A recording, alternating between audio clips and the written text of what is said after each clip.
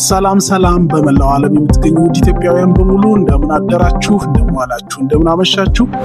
ለአድማጭ ተመልካቾቻችን ይመጥናሉ ያልናቸውን ዕለታዊ መረጃዎች ከዚህ እንደሚከተለው ይዘን ቀርበናል። በዛሬው ቪዲዮአችን ከምንመለከታቸው ጉዳዮች ውስጥ በኒውዮርክ ኑሮዋን ያደረገች ኢትዮጵያዊት ጉዳይ መነጋገሪያ ሆኗል። በምስራቅ ጎጃም በደብረ ማርቆስ ዩኒቨርሲቲ የ12ኛ ክፍል መልቀቂያ ፈተናን ተፈትነው ሲመለሱ በነበሩ የ12ኛ ክፍል ተማሪዎች ላይ ጥቃት ደርሷል። በዚህ ጉዳይ የወጡ አዳዲስ መረጃዎች እናጋራቸዋለን። የምክክር ኮሚሽኑ ከመዘግየት በኋላ ሰኞ በትክክል በተመረጡ አጀንዳዎች ላይ መወያየት እንደሚጀምር አሳውቋል። ለሚዲያዎችም ማሳሰቢያ ሰጥቷል። እየተባባሰ ስለመጣው የዝናብ እጥረትና በተለያዩ የሀገሪቱ ክፍሎች ውስጥ የሚገኙ ወረዳዎች በድርቅ ስጋት ውስጥ እንደሆኑ እያሳወቁ ይገኛሉ። ጊዜያችን የሚፈቅድ ከሆነ ደግሞ ወደ ደቡብ እንጓዝና በነጭ ሳር ብሔራዊ ፓርክ ውስጥ በዝንጀሮች ላይ ምንድነው የተከሰተው የሚለውን እናያለን። ውድ ተመልካቾቻችን ቻናሉን ሰብስክራይብ፣ ላይክ፣ ሼር በማድረግ ለሌሎች እንዲደርስ እንድታደርጉልን አክብሮታዊ ጥሪያችን እናቀርባለን። እስከ ፕሮግራማችን ፍጻሜ ድረስ አብራችሁን ቆዩ። በኒውዮርክ ኑሮዋን ያደረገች ኢትዮጵያዊት ጉዳይ መነጋገሪያ ሆኗል።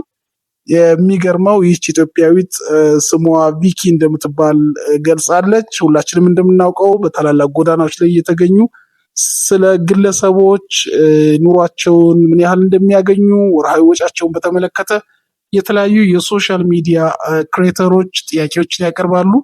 ይህን ቃለመጠይቅ የተደረገላት እንግዲህ በኒውዮርክ ጎዳናዎች ላይ እንደ ማንኛውም ዜጋ ስትንቀሳቀስ ሱሌማን በሚባል ክሬተር ቃለመጠይቅ ተደርጎላታል።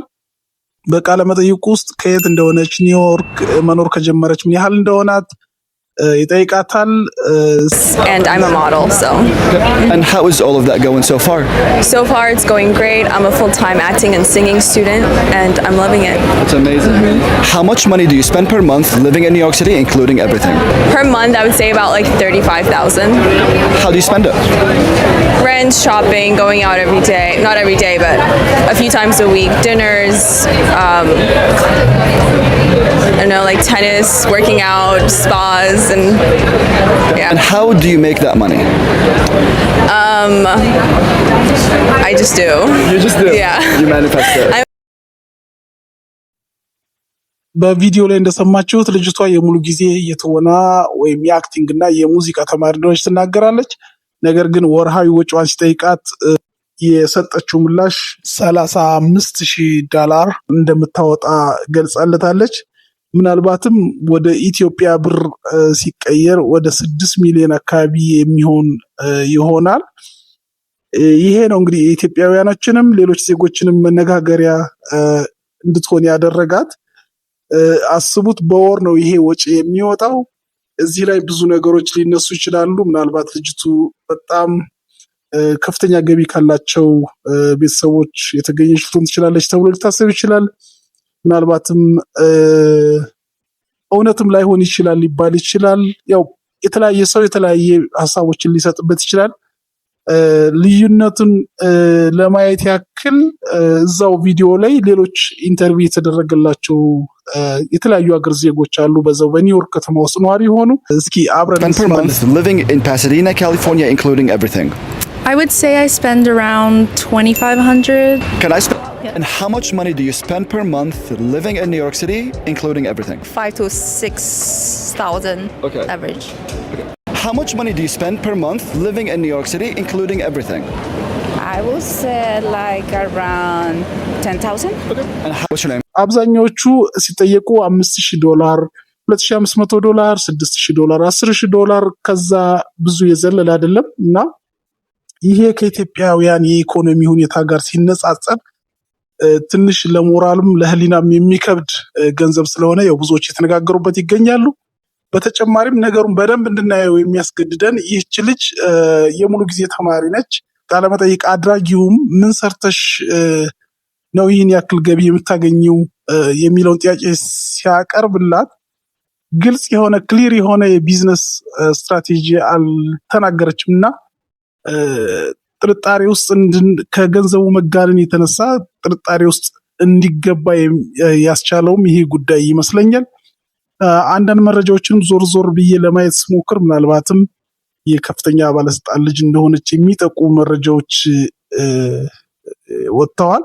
እንግዲህ ምስኪን ኢትዮጵያውያን ምናልባትም ከመቀነታቸው ፈተው የሚሰጡት ግብር ወዴት እየሄደ ልብ እንድትሉት ለማሳሰብ እወዳለሁ። በዚህ ጉዳይም የተሰማችሁን ሀሳብና አስተያየታችሁን በአስተያየት መስጫ ብታስቀምጡልን በጣም ደስ ይለናል። አዳዲስ መረጃዎችም ካሉ እንድታጋሩን እንጠይቃችኋለን።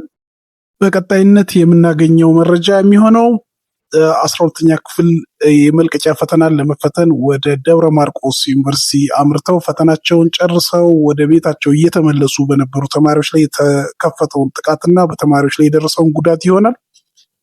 በዚህ ጋር ተያይዞ የተለያዩ መረጃዎች እየወጡ ይገኛሉ።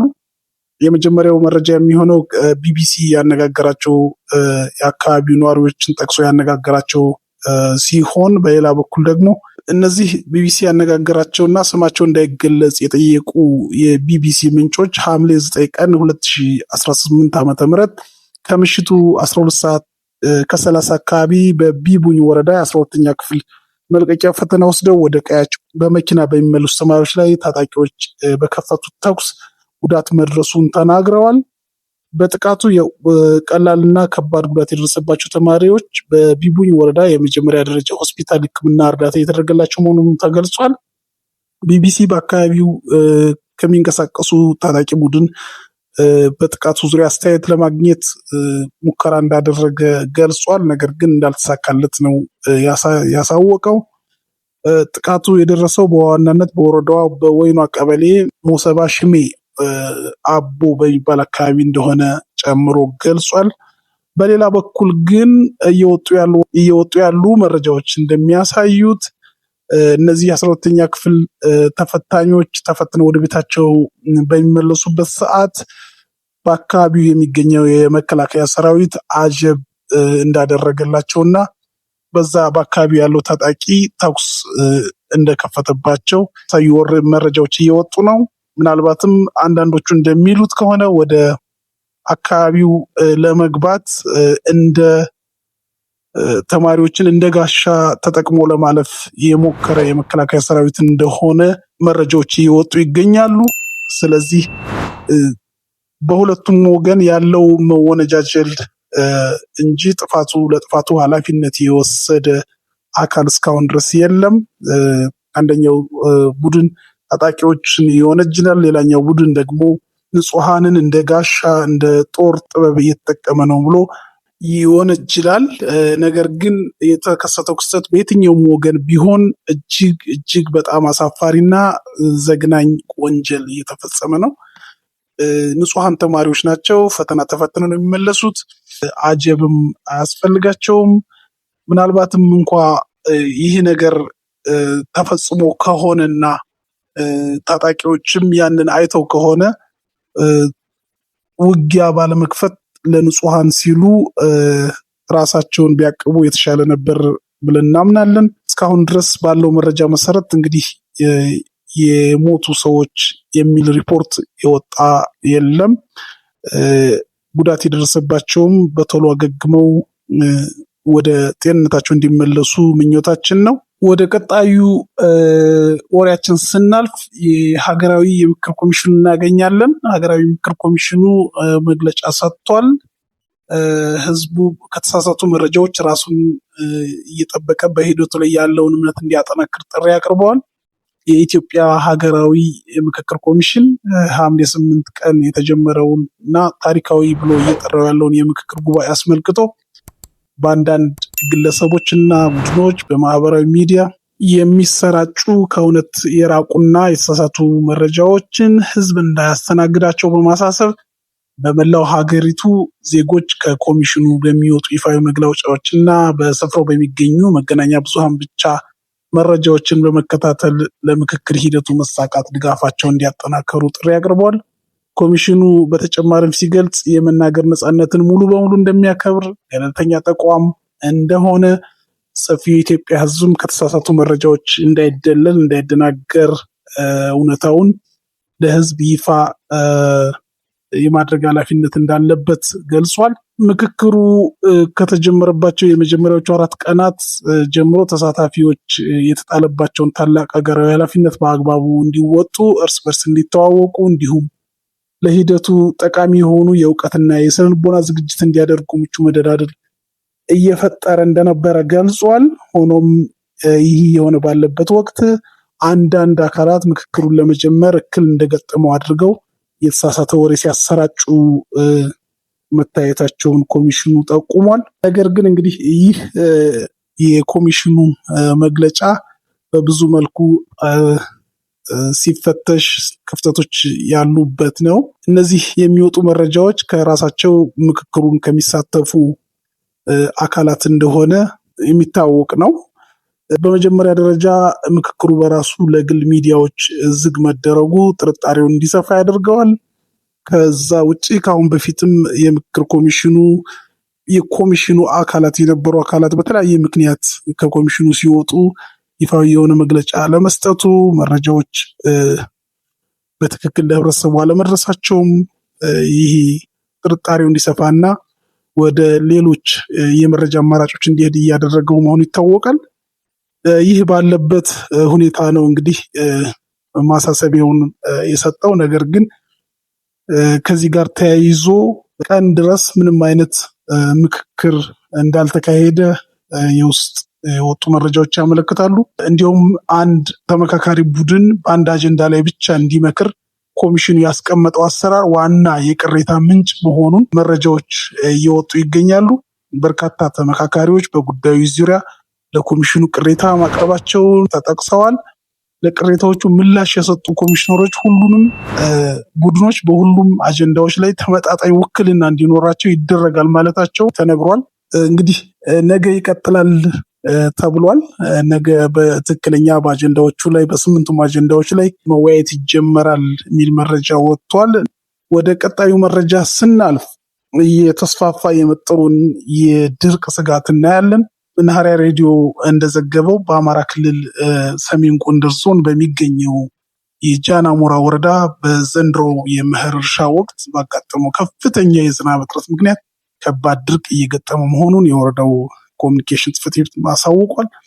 በወረዳው እንግዲህ ከሚገኙ 36 የገጠር ቀበሌዎች መካከል በ19 ቀበሌዎች እስካሁን ድረስ ምንም አይነት ዝናብ ባለመጣሉ አርሶ አደሮች ማሳውን አርሶ አዘጋጅቶ ቢጠብቅም ዘሩን መሬት ላይ ማሳረፍ ግን እንዳልቻለ ተመላክቷል። በጣም አሳሳቢ የሆነ ነው። ከአሁን በፊትም የተለያዩ መረጃዎች ወጥተዋል። ለምሳሌ በየዳ ወረዳ ከአሉት 21 ቀበሌዎች ውስጥ 19ኙ ከፍተኛ የሆነ የዝናብ እጥረት እያጋጠማቸውና ለድርቅ ተጋላጭ መሆናቸውን የወረዳው ኮሚኒኬሽን ማሳወቁ ይታወቃል። ነገር ግን በዚህ ጉዳይ ላይ ያለው የመንግስት ትኩረት በጣም አናሳ ሆኖ ነው የሚስተዋለው። ነገር ግን ሁሉንም የዜጋ ሕይወት የሚነካ ነው። በአብዛኛው ባሉት በኢትዮጵያ የሀገሪቱ ክፍሎች ከፍተኛ የሆነ የዝናብ እጥረት አለ።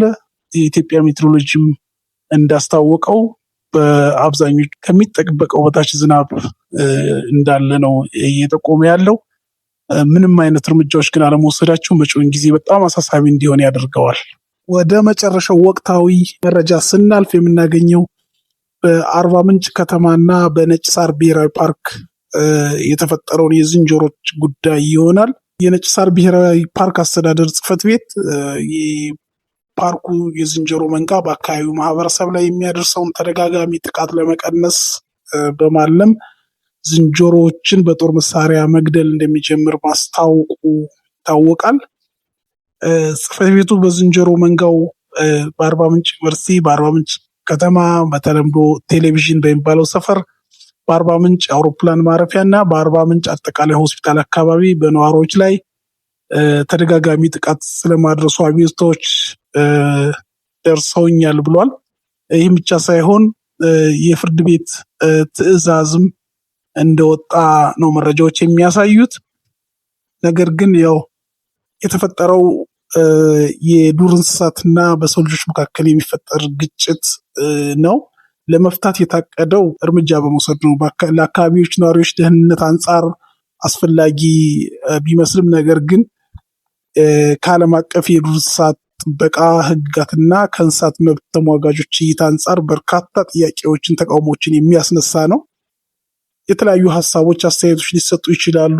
የሰው ህይወት አደጋ ላይ በወደቀበት ሀገር ለዝንጀሮ የሚል ሀሳብ ሊነሳ ይችላል። ነገር ግን እኛ ሰዎች እንድንኖር እንደተፈቀደልን ሁሉ የእግዚአብሔር ፍጥረታት ናቸውና እንስሳትም እንዲኖሩ ተፈቅዶላቸዋል። ይህም በህግ በዓለም አቀፍ ስምምነቶችም ጭምር የተደገፈ ነው። ከዚህ አንጻር ይሁን እንጂ የጽህፈት ቤቱ ችግሩን ለመፍታት የሄደበት መንገድ ዘላቂ ፍሬያማነቱ ወይም ዘላቂ መፍትሄ ያመጣል የሚለው ትንሽ አጠራጣሪ ሆኗል።